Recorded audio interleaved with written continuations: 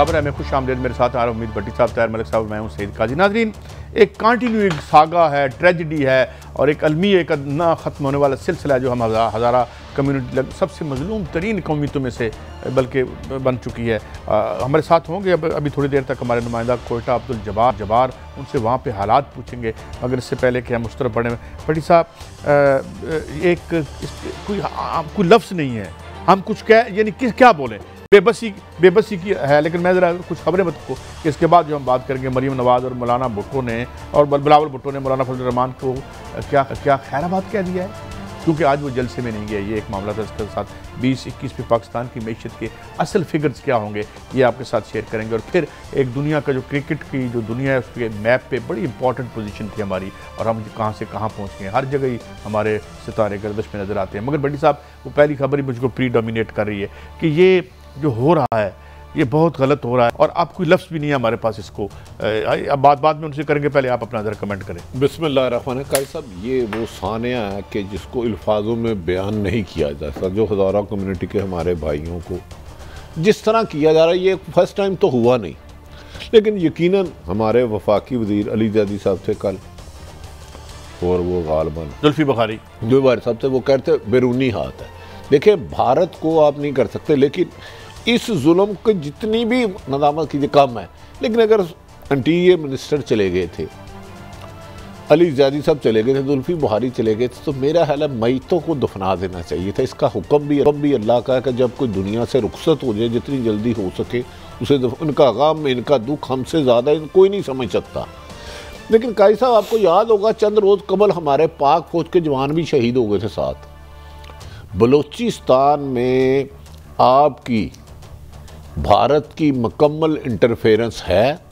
और ये जो बार बार कह रहे हैं ना वज़ीर आज़म को रूट क्लियरेंस नहीं मिल रही, पीएम का एक प्रोटोकॉल होता जाने के लिए, खुदा ना खास्ता अल्लाह ना करे उधर कोई दूसरा ब्लास्ट हो जाए, तो ये जुल्म, ये तो अब दहशत गर्दी का नासूर इस मुल्क में हमने तो कोई 80,000 मेरा ख्याल जाने दी है ज़्यादा, और हज़ारा के लोगों की तकलीफ बयान ही नहीं की जा सकती, वो उनके वापस नहीं आ सकते। लेकिन कैसे सब क्या करें, अब भारत दुश्मन सर पे खड़ा है। कुछ आपकी सिविल सोसाइटी या शुगल सोसाइटी वो उनके नैरेटिव को लेके जा रही है, सियासत भी कर रहे हैं इस पे, हालांकि और एक भारत गुलभूषण आपको पता बलूचिस्तान से पकड़ा गया और वहाँ है कि लोगों को वरगला कर गुमराह कर दानिस्ता और गैर दानिस्ता इस्तेमाल करते रहे। अब तो बस यही हो सकता है कि इनके जो भी दहशतगर्द है उन्हें जल्द से जल्द पकड़ा जाए। लेकिन उन्हें पकड़ना भी, मेरी अपनी जो इन्फॉर्मेशन है, एक मुश्किल काम है। कभी वो सरहद पार कर जाते हैं, कभी वो पहाड़ों पे चढ़ जाते हैं। लेकिन इनके दुखों का मदावा मेरे पास वो अल्फाज नहीं मैं कर सकूं जो हमारे हज़ारा के 11 भाइयों को जिस बेदर्दी ज़ालिमाना से किया गया, अल्लाह उन्हें गारत करे। ऐसे मैं आपसे के बाद में आपका कमेंट लेता हूँ। अब्दुल जब्बार हमारे साथ हैं, नुमाइंदा कोयटा है हमारे इनके। Welcome to the show Jabbar sahab, आप मुझे सुन पा रहे हैं?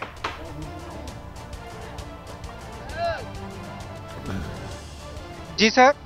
जी, जब्बार साहब हमारे साथ हैं नाजरीन, और ये बताऊं कि वो ऐन उस जगह पे मौजूद हैं जहाँ पे लोग धरना दिए हुए हैं और वहाँ पे -7 से ज़्यादा टेम्परेचर नीचे गिर चुका है। इसके बावजूद लोग कह रहे हैं और उनका दुख दर्द जो है हमारे सामने। जब्बार, बताइए क्या मुतालबात हैं और वहाँ क्या सूरत हाल है मौसम की, लोगों के दुख की? जी ज़रा बताइएगा जब्बार साहब। जी शुक्रिया साहब। ये वाक़या जो है बलूचिस्तान के इलाके में मच में पेश आया, जिसके बाद जो है जो जहबाक होने वाले अफराद थे उनकी जो 11 अफराद थी वो उनका ताल्लुक जो है हज़ारा कम्युनिटी की से था, जिनके बाद जो है यहाँ पर हज़ारा कम्युनिटी की जानिब से कोयटा शहर के मगरबी बाईपास पर जो है एहतजाजी धरने का ऐलान दिया गया। आज 4 रोज़ गुजर गए, शब रोज़ यहाँ पर जो लवाकिन है और उसके साथ जो हज़ारा कम्युनिटी के अफराद है वो काफ़ी तादाद में, यहाँ तक कि ख़वातीन और बच्चे भी यहाँ पर कोयटा शहर में शदीद सर्दी के बावजूद यहाँ पर बैठे हुए हैं और धरने दिए हुए हैं। और उनका यही एक ही मुतालबा है कि जब तक वज़ीर आज़म पाकिस्तान हमारे साथ नहीं आते और यहाँ पर हमारे साथ मुज़ाकरात नहीं करते और हमारे जो कातिल हैं उनको कैफर किरदार तक सज़ा नहीं दी जाती, उस वक्त तक जो है हमारा एहतजाज का सिलसिला जारी रहेगा। ताहम इस हवाले से जो है सूबाई हुकूमत और वफाकी हुकूमत की जानिब से भी जो है यहाँ पर मिनिस्टर आए और उन लोगों ने काफ़ी यहाँ पर जो मुज़ाकरात किए, ताम वो मुज़ाकरात सूदमंद साबित ना हो सके।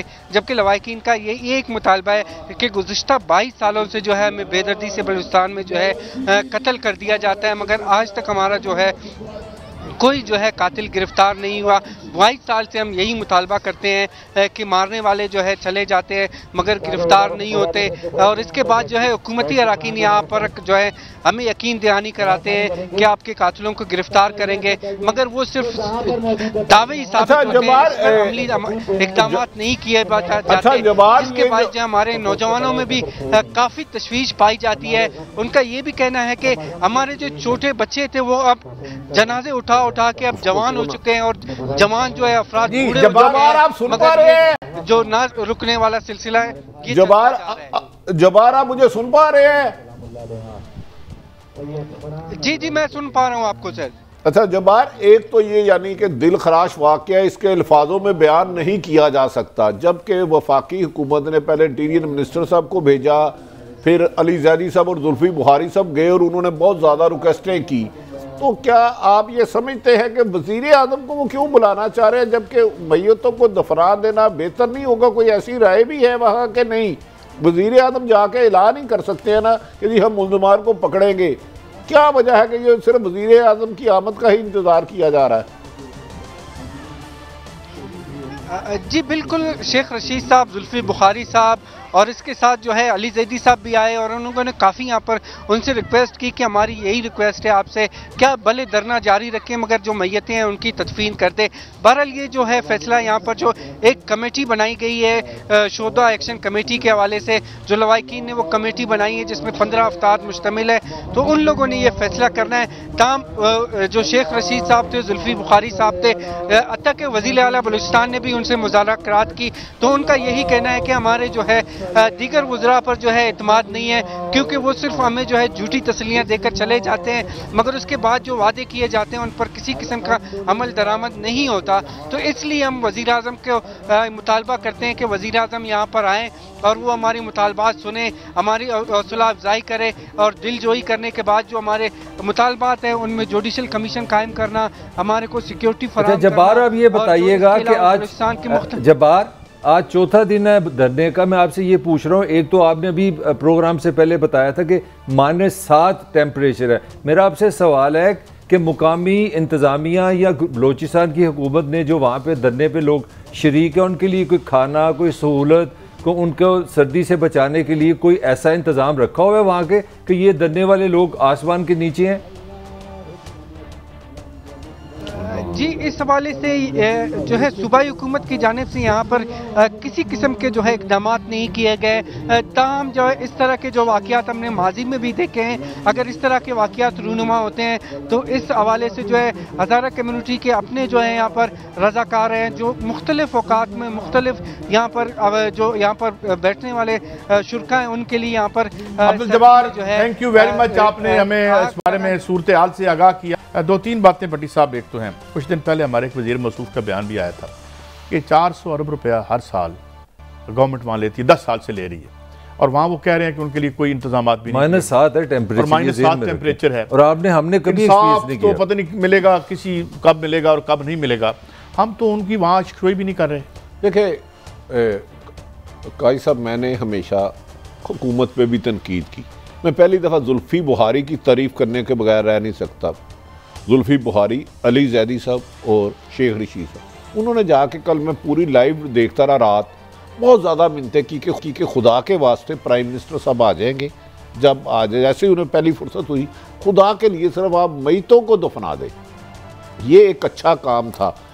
अब मेरी यकीनन उनका गम हम मैं नहीं कह सकता, उनकी तकलीफ़ मैं नहीं कह सकता, माइनस इतना है, जुल्म ज़्यादती है, लेकिन मेरी समझ से नहीं बाहर आती वज़ीर आज़म जाके क्या करेंगे।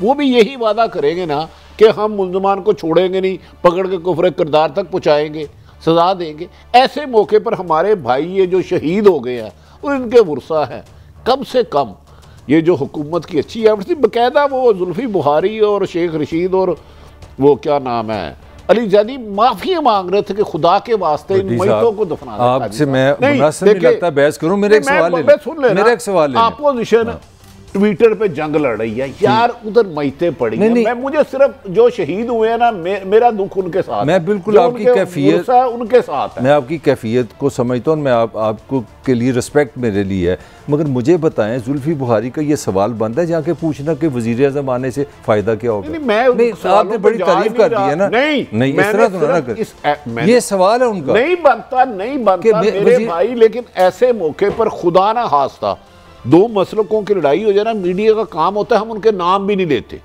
ये जो आप फरमा रहे हैं, मैं तो सवाल की बात हमने नहीं चलाई क्योंकि हम इस मुल्क में अमन चाहते हैं।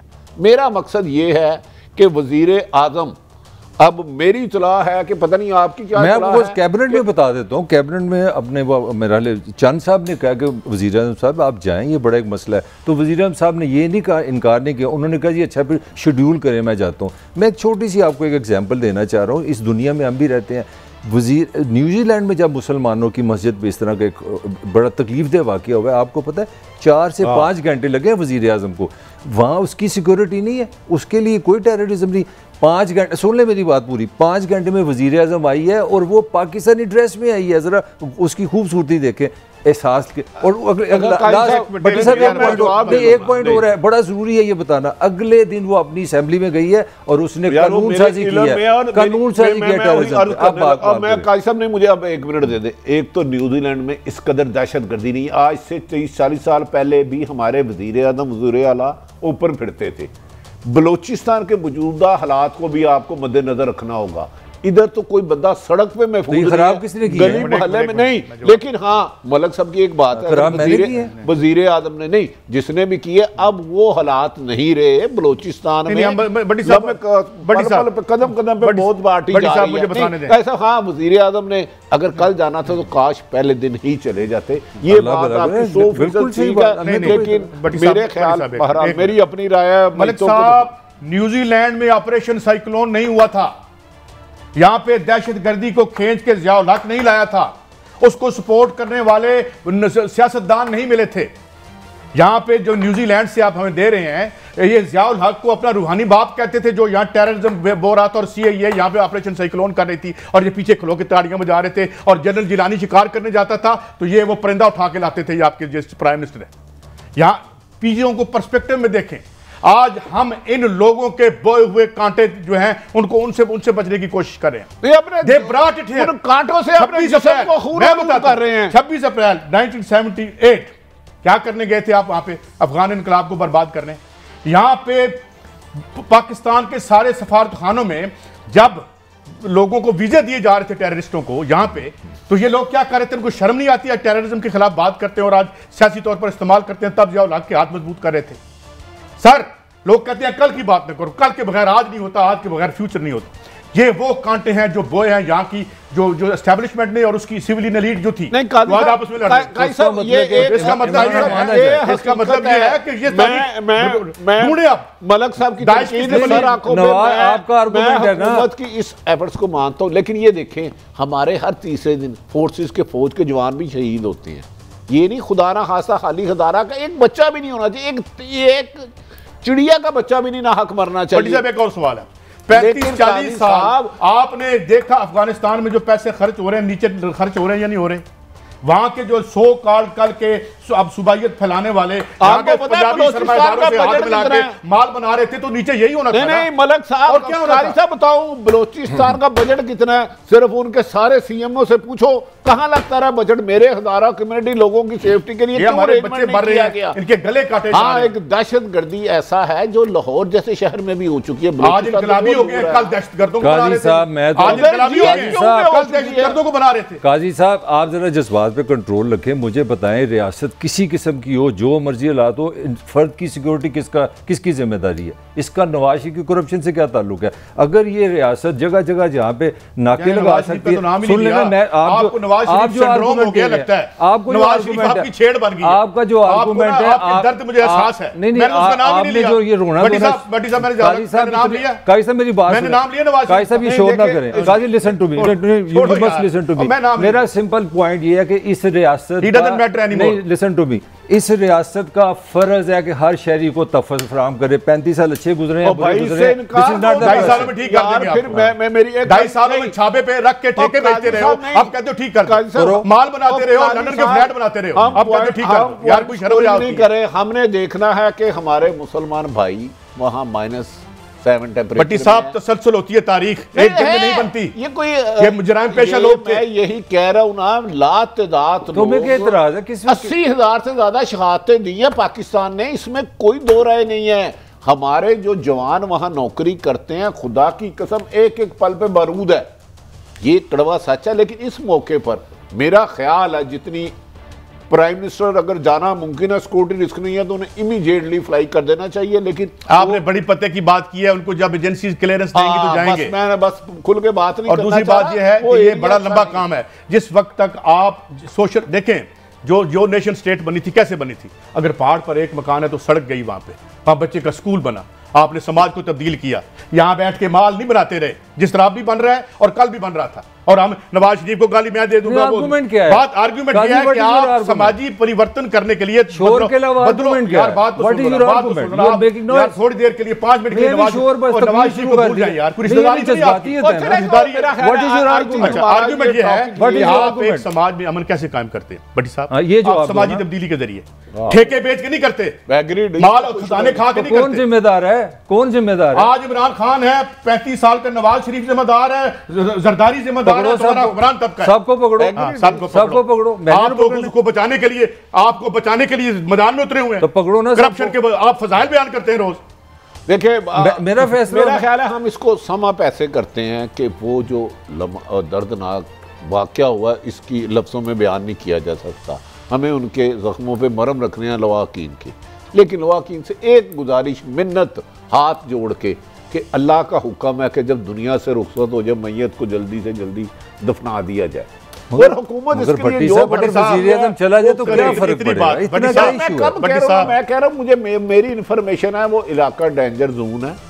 उधर एक आप मान जाए, पाकिस्तान में दहशत गर्दों खुसूसन बलोचिस्तान में बहुत बड़ी तादाद है। भारत आपके मुल्क का अच्छा आप ये देखिए तबाह करना चाहे, ये मान जाए। ये बात तो आप मान के ना कि वज़ीर-ए-आज़म महफूज नहीं पे हज़ारा वाले किस तरह महफूज करेंगे? को बम के आगे रखने जी बात कर रहे हैं आप किसको महफूज करेंगे? फिर सिर्फ फर्ज इतनी है भट्टी साहब, छत अचानक नहीं गिरती। 2 नंबर में साला जिस दिन पाते वो गिरनी शुरू हो जाती है, और जिन्होंने पाया उन्होंने सिनंगियां कर दे रवांगे। भट्टी साहब इन्होंने तो सियासत बेचनी है। ये तो अगर यहाँ पे ये बनाए ना जाते, ये बनते ही ना होते ही ना, अगर ये गंद न डलता। इतने हसास इशू पे मौलाना फजलुर रहमान को डिस्कस ही नहीं करना चाहता। वो कहते हैं स्टेट कहाँ है, हर कोई गैर महफूज है। भाई तुम्हारे 2 साल पहले जब कश्मीर कमेटी के चेयरमैन थे उस वक्त सारे महफूज थे क्या? उस वक्त दहशतगर्दी नहीं थी हो रही? यार दहशतगर्दी एक फैक्टर है जिसके पीछे भारत, इसराइल, अमेरिका है, वो लॉबियाँ काम कर रही हैं। इस हकीकत से हम इनकार नहीं कर सकते। दूसरी, मौलाना साहब आपको नहीं पता आपकी फौज, आपकी ISI, आपकी MI कितने दहशतगर्द पकड़ते हैं। अगर खुदा ना खास्ता उन्हें ब्रेक ना किया जाए तो पाकिस्तान में हर रोज 10-10 ब्लास्ट हो। आपका जो भारत जिसके लिए आप कलमे गाते हैं उसको देखो तो सही, उसने हमारे इस पाकिस्तान में किस तरह हमारी रगों में बाज नादान लोगों के दहशतगर्दी का खून भर दिया हुआ है। दहशतगर्दी एक दिन में कभी नहीं रुकती, ना एक दिन में बनती है। जैसे कादी साहब ने कहा, माजी की कुछ आपकी पॉलिसियां हैं जिसकी वजह से आज हर जिस्म पाकिस्तान का उन पॉलिसियों की वजह से खून आलूद हो रहा है और इसके लिए मज़ीद कुर्बानियां देनी होंगी। ब्रेक है भट्टी साहब, और ये है कि हम सारे हीलिंग करते हैं, यहाँ पे पॉइंट स्कोरिंग होती है, या जो हमारी लीडरशिप है वो तो यही करती है। खुद जिम्मेदार है ये गंद डालने का, और खुद इसी पे सियासत चमका के फिर पावर में आने के रास्ते हम तलाश करते रहते हैं। अफसोसनाक है। एक ब्रेक के बाद मरीम नवाज और बिलावल भुट्टो साहब तशरीफ नहीं लाए फजलुर रहमान साहब के जलसे में, और जलसा किस नौयत का था और कहानी वही है, उनका बयानिया वही है। कहाँ कहानी खत्म होगी मलिक साहब से भी पूछेंगे। और जनाब वेलकम बैक। भट्टी साहब, ये जो मरीम नवाज साहब अभी नहीं गई, बिलावल भुट्टो साहब भी नहीं गए, 2 सवाल बड़ा सादा है। मौलाना के बयानात में और इदारों पर अटैक में तुंदी और तेज़ी आ रही है। वेयर एज मुझे लगता है कि मुझे नहीं, आप बताइएगा कि क्या बिलावल और मोहतरमा मरियम ये समझ रही हैं कि नहीं हम उस पिच पे नहीं जाना चाहते? देखिए मैं गुजारिश करता हूँ, मैंने अभी अपने नुमाइंदे से फ़ोन किया, उसने कहा मौलाना साहब पश्तो में बोल रहे थे, समझ नहीं आई। वो कह रहे थे सानू नहर वाले पुल उत्ते बुला के होरे माही कित्थे रह गया। ना पीपल्स पार्टी पहुंची, ना नून लीग मरियम। देखे पार्टी तो उन दोनों में ना, बाकी तो ये ठीक है जो भी साहबान है। दूसरा, आपको पता है वहाँ तालिबान के झंडे लहराए गए, पाकिस्तान के खिलाफ नारे लगाए गए। आप क्या बी बोझ रहे? और अफगानिस्तान को उन्होंने कहा कि ऊपर आप पाकिस्तान को किस तरफ ले जाना चाह रहे हैं। लेकिन फिर मैं इधर आके बोलूँगा तो आप नाराज़ होते हैं। कहाँ है आपकी रियासत? अगर वो नारे मेरे मुल्क के ख़िलाफ़ लगा रहे हैं और मेरे मुल्क की फ़ौज को कमज़ोर करने के लिए लगा रहे हैं, फ़ौज को कमज़ोर नहीं होगी, पाकिस्तान कमज़ोर होगा। खुदा ना खास्ता कभी भी जहाँ फ़ौजें कमज़ोर हुई हैं तो दुश्मन आ जाता है। ये झंडे देखें। मुझे ये बता दें, मेरे मोहतरम, मेरे बरतानिया दौर से तल्लुक़ात था, शेख रशीद साहब से मेरे इस वक्त पीटीआई में सबसे ज़्यादा उनसे गप है। मुझे बताया, वो कह रहे थे 72 घंटे में मुकदमा दर्ज होगा। आप कब तक जहरीले सांप पालते रहेंगे जो आपकी कौम को डसते रहेंगे? और यार कब तक हमें जहर से मारना है? एक ही दफ़ा मार दें, इनसे डसा के मारना है। हर तीसरे दिन एस्टेब्लिशमेंट को गालियाँ दे रहे होते हैं, गलीस गुफ्तगू कर रहे होते हैं, इल्ज़ामत लगा रहे होते हैं। हाँ, एस्टेब्लिशमेंट को भी सोचना चाहिए, अगर वो रोल अदा कर रहे हैं तो तौबा करें, इससे साइड से हो जाए इस काम से। अब ये मुल्क खुदा की कसम गली मोहल्ले में डिस्कसें होने लग पड़ी हैं, जो चीज़ें नहीं होनी चाहिए थी, जो आज से 10 साल पहले लोग ड्राइंग रूम में मलक साहब छुप के करते थे। हमें थोड़ी सी अब अपनी चारपाई मंजी थले भी डांग भेजनी पड़ेगी। ये मेरी राय है। अगर आप कह रहे हैं कि लीडरशिप मलिक साहब ये नहीं, लीडरशिप नहीं मुहैया कर रही, अपोजिशन जो है उसका ये है कि सानू फिर वजारत दे दो, सन अंदर बाढ़ लो। हुकूमत जो है वो उसकी कोई वेलफेयर की पॉलिसी नहीं है। किधर जा रहे हैं ये? काजी साहब, बात इतनी सिंपल है जितनी आप बना रहे हैं, ये सच है, ये मैं 100% आपसे एग्री करता हूँ कि ना इमरान खान हुकूमत पाकिस्तान को लगता है कहीं लेके जा रही है, ना अपोजिशन के पास सवालों के जवाब है। मगर ये आप चाहे मुझे नेगेटिव समझें या मुझे भी क्रिटिसिज्म करें, अपोजिशन मान लिया फेल हो गई है, उनकी तहरीक फेल हो गई है, इमरान खान जा नहीं रहा, मगर मेरे ख्याल में उनका बयानिया एग्जिस्ट करता है। और वो बयानिया मैंने अपनी पूरी ज़िंदगी में पाकिस्तान में ये नहीं सुना था कि प्राइम मिनिस्टर को एक किस्म की एक्सेप्टेंस है कि ही सिलेक्टेड, वो किसी के लाने पे आया गया है, इलेक्शन में धांधली। ये मुल्क में कोई नया इनकलाब नहीं है, मगर इस तरह भी का पाकिस्तान मैंने नहीं देखा। मेरे ख्याल में जिस तरह आपसे रोज़ मेरा आर्गूमेंट होता है कि अपोजिशन ख़त्म भी हो जाए, मगर कंडीशन में अपोजिशन जिंदा है। और दूसरी बात, एहसन इकबाल ने नुमाइंदगी की है, आपने भी उनका जिक्र किया कि ऐसी बात नहीं कि वो अकेले रह गए हैं, वो अपोजिशन एग्जिस्ट कर रही है। और आप देखते हैं तो टीवी जो है, जिस वक्त तक टीवी इंशाल्लाह एग्जिस्ट करती रहेगी। अच्छा भट्टी साहब, ये मुझे बताएं कि कहा ये जा रहा है कि जरदारी साहब ने कहा कि ये बयानिया जो आपका है, हम GHQ के सामने धरना देंगे, ये हमारे बारे का नहीं है। ये बात पीपल्स पार्टी पहले दिन से PDM के मुतालबात के साथ नहीं है, ना वो सेनेट का बाइकाट करना चाहते हैं, ना वो इस्तीफा देना चाहते हैं, ना वो धरना देना चाहते हैं। मैं बार बार कह रहा हूँ, ये शरारत, ये शुदनी, ये फितना मौलाना साहब और चंद और लोगों के पास है, क्योंकि उनके पल्ले कुछ नहीं रहा। दूसरी बात, मैं मलक साहब की सही कह रहा हूँ, मुझे भी बादियुल नज़र में मैं समझ रहा हूँ PDM हुकूमत नहीं गिरा सकती, क्योंकि हुकूमत बनी नहीं जिसने बनाया है। लेकिन वो बयानियाँ जो 10-15 साल पहले लोग ड्राइंग रूम में छुप के बातें करते थे, अल्लाह का वास्ता उस बयानिए की सीर संजीदगी को समझे। वो ज़बान सदे आम हो रहा है और वो मेरे मुल्क के लिए अच्छा नहीं। मैं बीइंग पाकिस्तानी कह रहा हूँ, बाकी अदारे हैं, हुकूमत है, मुझे क्या। लेकिन बात सुने कादी साहब, मौलाना के बारे में अरबों रुपए की करप्शन है। कफ़ायतुल्लाह ने जो ज़ुबान इस्तेमाल की, शायद भारत का बंदा भी कोई पाकिस्तान के लिए ना इस्तेमाल करे, पाकिस्तान के सर्विस के लिए। आज तक आप नहीं उसको गिरफ्तार नहीं कर सके। मौलाना को आपने नोटिस भेजा, उसने कहा नैब को जूते की नोक में फेंकता हूँ, आपके GHQ धरना दूंगा। आपकी हुकूमत रियासत, आपकी हुकूमत डर के खौफ के मारे चारपाई के नीचे छुप गई। रेस्ट करें उनको, अगर वो सही मुल्ज़म है तो। अगर उन्होंने मुल्क का लूटा है, और कब तक माफिया पालेंगे, कब तक सांपों को आप दूध पिलाएंगे? सब आज जो बन्नू में जलसा हुआ है, मैं जिक्र नहीं कर सकता, वो सारा कुछ हुआ है जो आपने जिक्र किया, जिसमें मुकदमे बनाने हैं, वो तौहीन भी हुई है, इदारों के खिलाफ नारे भी लगे हैं। किधर है साहब? ये होता रहे और जहर फैल रहा है। और ये मैं बता रहा हूँ, ये तो बन्नू है, ये गली मोहल्लों में होगा। और खुदा की कसम, मैंने 5-7 साल पहले कुछ लोगों जाके कहा था कि मैंने यूनिवर्सिटियों में लेक्चर देने गया हूं, ये स्लो पॉइजनिंग आपके बारे में की जा रही है, खुदारा इसका काउंटर चेक करे। लेकिन किसी ने कहा दुनिया के सारे समझदार लोग ताकत में जाके बैठता कहता है मैं खुदा हो गया।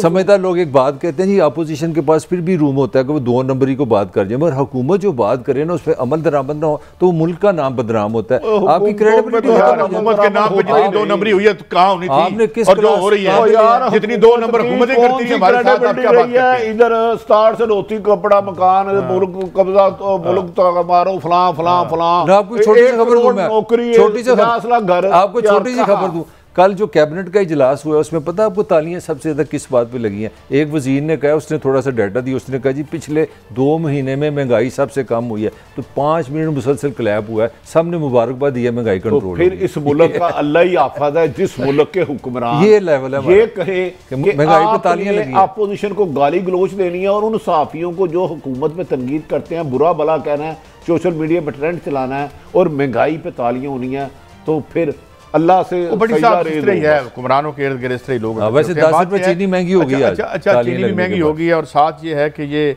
महंगाई का स्टेट बैंक कह रहा है कि हमारी जो शरह तरक्की 2.5% रहने की तवक्को है, और वर्ल्ड बैंक कह रहे नहीं जी 0.5% होगी। बट साहब मेरा तो एक मैं आपको बताऊँ, ये शरह तरक्की ऊपर भी जाए या नीचे भी जाए, इस अवाम की जेब ज़रूर कटती है। इसका तल्लुक अवाम की फिलहाल से काट दिया अगलों ने। अच्छा, मैं थोड़ी सी बदतमीजी की माजरत चाह रहा हूँ।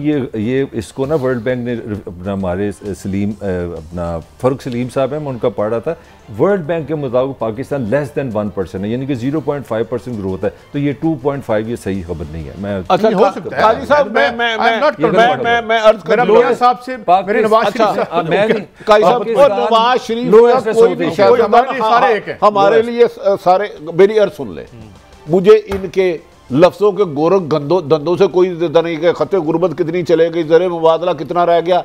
मैं ये कहता हूँ 90% लोग एक वक्त की रोटी नहीं खाई जा रहे, और महंगाई जिस तरह आसमानों को चीर के ऊपर जा रही है, अल्लाह की कसम इस हुकूमत के पाँव ना जमीन पे है ना हाथ आसमान पे है, ये हवा में माहौल है। एक मुझे बात बताएं, मेरे अगले मौजूद पे जाने से पहले एक मुझे बात बताएं, भले हुकूमत हो, भले हुकूमत के खिलाफ उसको रिप्लेस करने के लिए दगो करने वाले ये लोग हों, इनको तो 15,000 रुपए का पेट्रोल लीटर भी बुरा नहीं लगता। एग्रीड। तो इनका क्या ताल्लुक हमारे से? यही वजह तो फ्रॉड करते हैं, ये बयान महंगाई हो गई, महंगाई हो गई। आपने यही कहा। अच्छा, मरियम को महंगाई का फिक्र है, जिसके हाथ में 10-50 लाख का हैंडबैग होता है, जिसके तन पे करोड़ों रुपए का लिबास होता है। यार ये मेरे मुल्क का महंगाई की बात, ये मेरे गरीब की बात करेंगे, जिसके घर में मलक साहब नहीं, जिसके घर में 800 मेरी भी आंखों में आंसू, गैस का सिर्फ सुन ले, गैस का 1500 बिल आ जाए, मुझे उस गरीब की बताएं। नहीं, मुझे मेरी भी सुन लेना, मुझे आंखों में आंसू आ गए थे। वो हमारी एक नानी है अपना मरियम साहब,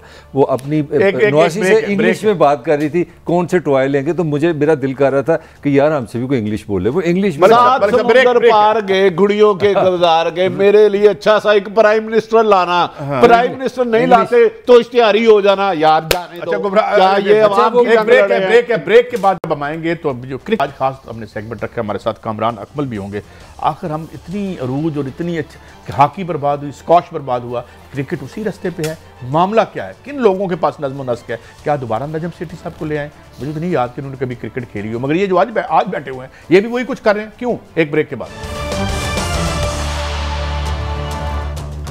वेलकम बैक नाज़रीन, हमारे साथ हमारे एक स्टार प्लेयर जो हैं और बड़ा शानदार प्लेयर कामरान अकमल साहब हमारे साथ हैं, और हमने खास तौर पर रखा है क्रिकेट, हॉकी और स्कॉश, हमारी यादें रह गई हैं।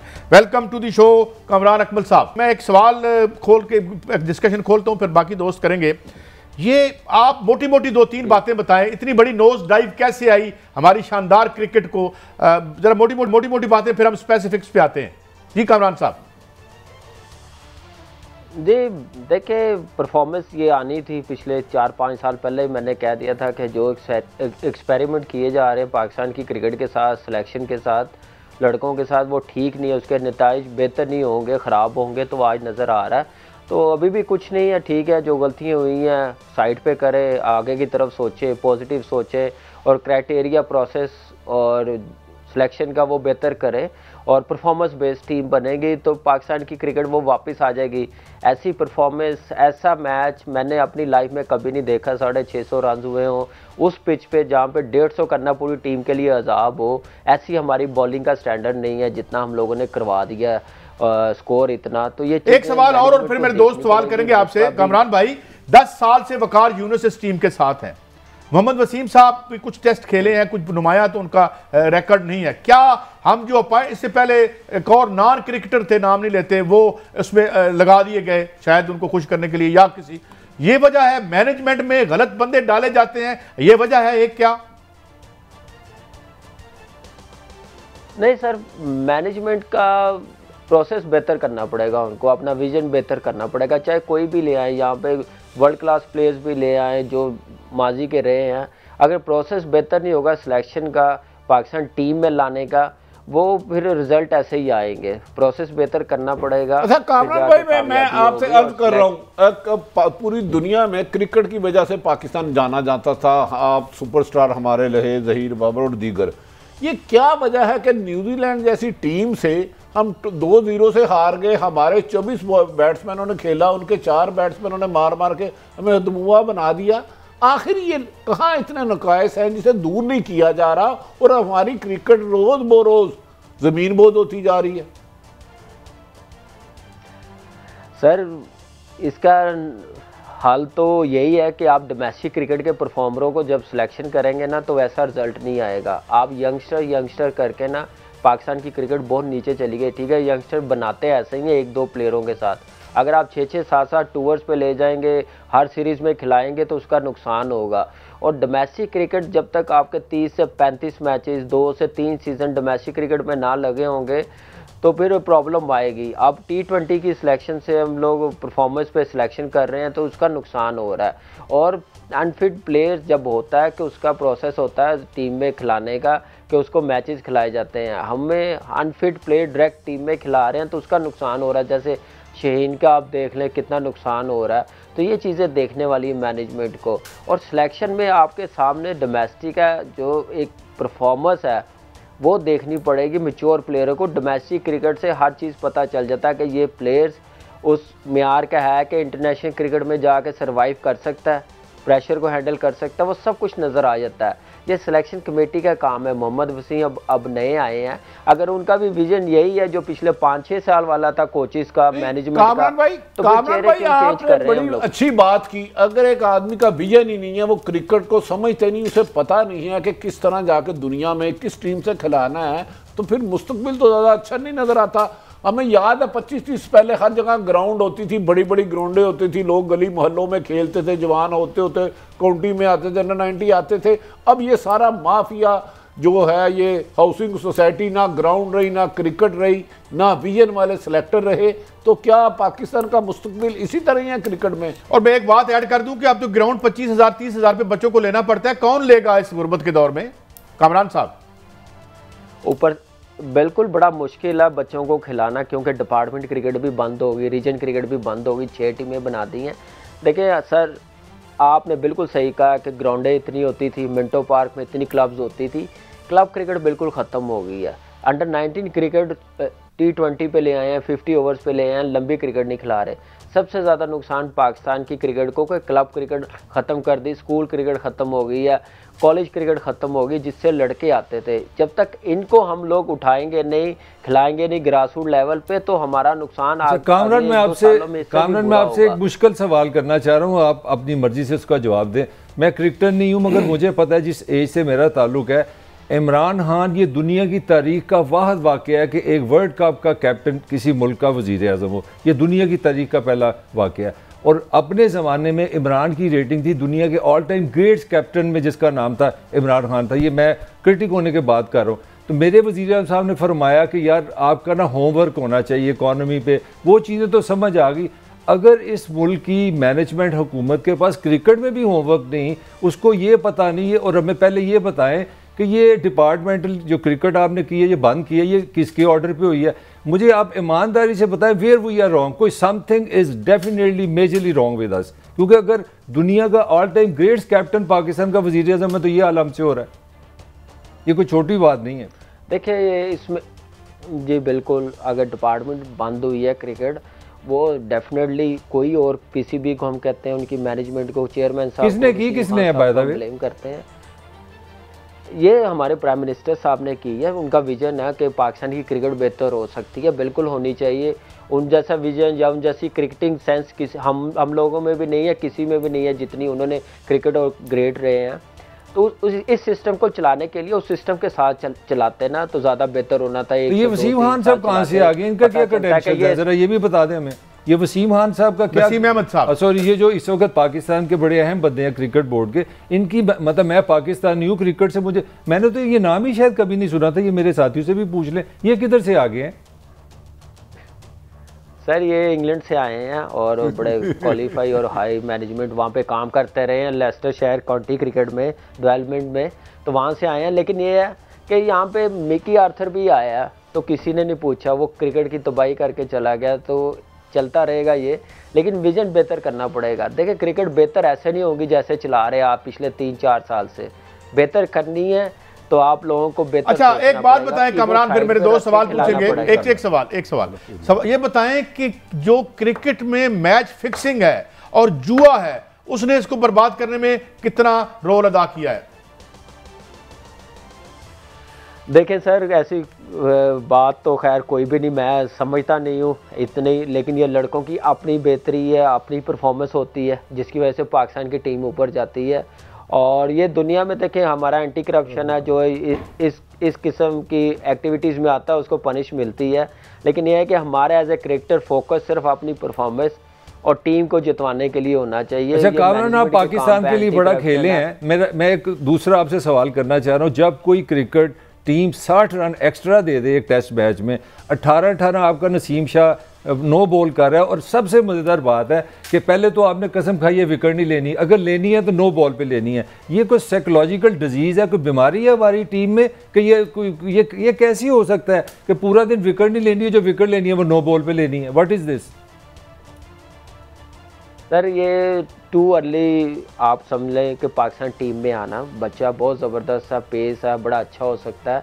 अभी उसको मार खाने देते हैं क्लब लेवल पे, डोमेस्टिक क्रिकेट में अंडर 19 अभी 17 साल का 16 साल का अंडर 19 टूवर्स उसको करने देते हैं, मैच्योर होता तो ये रिजल्ट ना देता। वन लास्ट कमेंट मेरे पास 30 सेकंड है, ये बताएं मोहम्मद आमिर को होना चाहिए टीम में या नहीं? बिल्कुल हो सकती है, लेकिन आमिर ने साफ कहा कि इस मैनेजमेंट के होते हुए नहीं मैं खेल सकता, लेकिन ये मिसअंडरस्टैंडिंग पीसीबी को खत्म करवानी चाहिए। बहुत शुक्रिया कामरान साहब, हमने बड़े थोड़े वक्त में आता करने की कोशिश, हम तीनों माहिर, हमने तो उनसे ज़्यादा पूछा। बहरहाल कुछ तो अच्छा हो। और क्रिकेट हमें भट्टी साहब कह रहे थे कि कभी कभी फख्र से हम भी देखते थे हॉकी और क्रिकेट, शायद वो मौका फिर आए। इजाज़त, अल्लाह हाफिज़।